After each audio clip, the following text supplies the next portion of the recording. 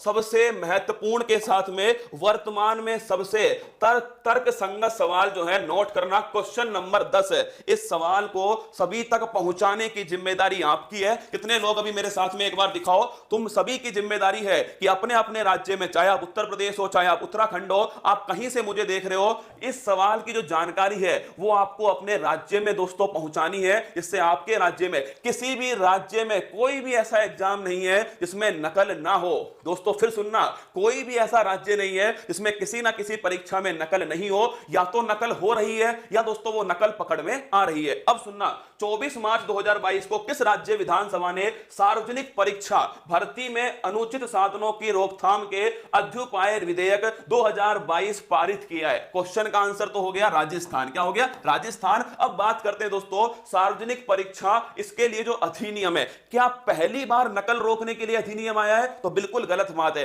क्या राजस्थान पहला राज्य है? यह भी दोस्तों गलत है। राजस्थान से पहले हरियाणा, उत्तर प्रदेश, यहां पर दोस्तों पहले से ही लागू है नकल रोकने का कानून। उत्तर प्रदेश में तो और कठिन कानून है। उत्तर प्रदेश में अगर आप नकल करते हुए पकड़े गए तो यह राष्ट्रीय सुरक्षा कानून का उल्लंघन है। मतलब कि राष्ट्र की सुरक्षा, नेशनल सिक्योरिटी एक्ट, इसका उल्लंघन है दोस्तों। कहां पर? उत्तर प्रदेश के अंदर। लेकिन राजस्थान ने दोस्तों हर पॉइंट को एकदम क्लियर करके रखा है कि परीक्षार्थियों को क्या क्या दंड मिलेगा, परीक्षा देने वाले को क्या दंड मिलेगा, और अगर कोई नकल करने वाला गिरोह है तो उसको क्या दंड दिया जाएगा। सुनिए मेरी बात को, हर पॉइंट को तो ध्यान रखिएगा। राजस्थान विधानसभा के अंदर एक विधेयक है दोस्तों 2022 जो ध्वनि मत से पारित हो चुका है। विधेयक का नाम क्या है? राजस्थान सार्वजनिक परीक्षा भर्ती में अनुचित साधनों की रोकथाम का विधेयक 2022 है। इससे पहले भी दोस्तों 1992 में विधेयक आ चुका है। क्या 1992 में अधिनियम है, उसी में दोस्तों क्या हुआ है, संशोधन करके नया अधिनियम लाया गया। तो क्या पहली बार आया है? नहीं, इससे पहले 1992 में भी अधिनियम आया था। क्या राजस्थान पहला है? नहीं दोस्तों, उत्तर प्रदेश और हरियाणा के अंदर ऐसा दोस्तों नकल रोकने का जो कानून है उत्तर प्रदेश और हरियाणा के अंदर भी है। 1992 में राजस्थान में आया था। अब सुनना मेरी बात को, अगर आपसे पूछे परीक्षार्थियों के लिए क्या व्यवस्था की गई है, अगर कोई भी दोस्तों स्टूडेंट है या अगर दोस्तों कोई भी परीक्षार्थी नकल में पाया गया, क्या नकल करता हुआ पाया गया, तो उसके लिए एक तो सजा का प्रावधान है, और एक दोस्तों इस क्वेश्चन के सबसे एंड में सबसे महत्वपूर्ण लाइन है।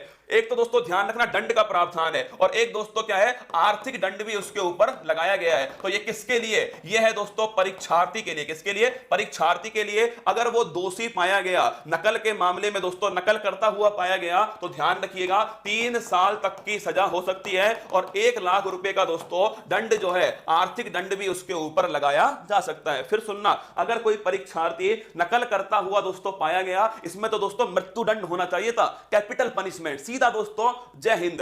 अगर कोई परीक्षार्थी दोस्तों नकल करता हुआ पाया गया तो 3 साल की सजा होनी चाहिए, और इसके साथ में दोस्तों आर्थिक दंड कितना है? 1 लाख रुपए का आर्थिक दंड होना चाहिए। अगर आपसे पूछा जाए कि ये कहां कहां पर लागू होगा, तो ध्यान रखिएगा दोस्तों, यह सभी एग्जाम, कंपटीशन के एग्जाम, स्कूल के एग्जाम, जितने भी तरह के एग्जाम होते हैं, स्कूल, कॉलेज, कंपटीशन, सभी में ये लागू होगा। सुन लो मेरी बात को, अगर सोच रहे हो कॉलेज में नहीं है, कॉलेज में भी लागू है, स्कूल में नहीं है, स्कूल में भी लागू है, और दोस्तों कंपटीशन एग्जाम के अंदर भी लागू है। ये तो किसके लिए? परीक्षार्थी के लिए। लेकिन दोस्तों असली मुद्दा उस परीक्षार्थी को रोकना नहीं, उसके पीछे जो गिरोह बैठा हुआ है ना, नकल कराने वाला जो गिरोह है, उसको पकड़ना उद्देश्य है। और इसी के लिए देखिए दूसरा प्रावधान नकल कराने वाले गिरोह से संबंधित है, और ये दोस्तों थोड़ा कठिन प्रावधान है, थोड़ा सख्त प्रावधान है। अगर कोई नकल कराने वाला गिरोह पकड़ा गया, क्या अगर पकड़ा गया, नहीं पकड़ा गया तो दोस्तों फिर तो ठीक है ना, फिर तो क्या समस्या है। अगर कोई दोस्तों अपराध हुआ, अपराधी पकड़ा ही नहीं गया, तो फिर किस बात का दंड। अगर दोस्तों पकड़ा गया, क्या अगर पकड़ा गया तो क्या होगा, उस नकल कराने वाला जो गिरोह है, अगर दोस्तों कोई व्यक्ति दोषी पाया गया तो ध्यान रखिएगा 5 से 10 साल की उसको सजा है, और इसके साथ में दोस्तों 10 लाख से 10 करोड़ तक का उसके ऊपर क्या है, आर्थिक दंड है। क्या है? 5 से 10 साल तक की सजा और 10 लाख से 10 करोड़ तक का उसके ऊपर आर्थिक दंड। ये होना चाहिए दोस्तों मृत्यु दंड। क्या इसमें लिखना चाहिए सीधा कैपिटल पनिशमेंट। क्या लिखा होना चाहिए इसमें दोस्तों? लिखा होना चाहिए था सीधा कैपिटल पनिशमेंट, सीधा दोस्तों मृत्यु दंड, सीधी फांसी होनी चाहिए। कम से कम उस गिरोह को, जो नकल कराने वाला जो गिरोह है दोस्तों, उसके लिए दो प्रावधान है। एक तो 5 से 10 साल की सजा है, एक दूसरा 10 लाख से 10 करोड़ तक का उसके ऊपर दोस्तों आर्थिक जुर्माना है, और उसकी जो संपत्ति है उसके ऊपर भी दोस्तों बुलडोजर छड़वा दिया जाएगा, है ना। उसकी संपत्ति को भी कुर्क कर दिया जाएगा, संपत्ति को भी दोस्तों ध्यान रखिएगा जब्त कर दिया जाएगा। तो परीक्षार्थी के लिए थोड़ा दोस्तों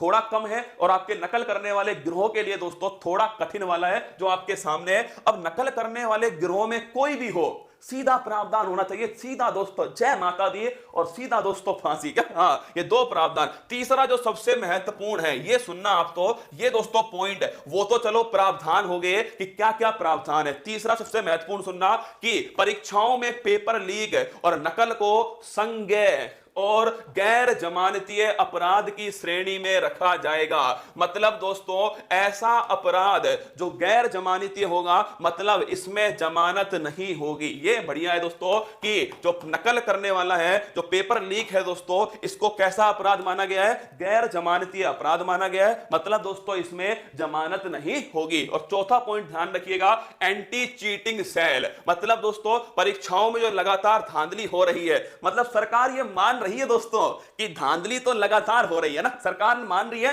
कि धांधली जो है वो लगातार हो रही है, और धांधली के सामने आने के बाद राज्य सरकार ने नकल रोकने के लिए जांच एजेंसी स्पेशल ऑपरेशन ग्रुप में एंटी चीटिंग सेल बनाया है, जिसको गृह विभाग ने मंजूरी दी है। एंटी चीटिंग सेल की घोषणा मुख्यमंत्री ने 23 फरवरी को बजट में की थी। तो मैंने आपको 4 चीजें बताई दोस्तों। परीक्षार्थी के लिए क्या प्रावधान किए गए दोस्तों, नकल गिरोह के लिए क्या प्रावधान किए गए, तीसरा ये संज्ञेय और गैर जमानतीय दोस्तों अपराध माना जाएगा, और एंटी चीटिंग सेल जो है ये दोस्तों इसमें घोषित की गई है। और ध्वनि मत से दोस्तों ये जो विधेयक है, ध्वनि मत से दोस्तों पारित कर दिया गया। तो ध्यान रखिए, अगर पूछे आपसे, थोड़ा दोस्तों इसमें और मजबूत होना चाहिए था, थोड़ा इसमें सजा जो है ना दोस्तों थोड़ी और बढ़िया लेवल की होनी चाहिए कि कम से कम नकल करने वाला जो गिरोह है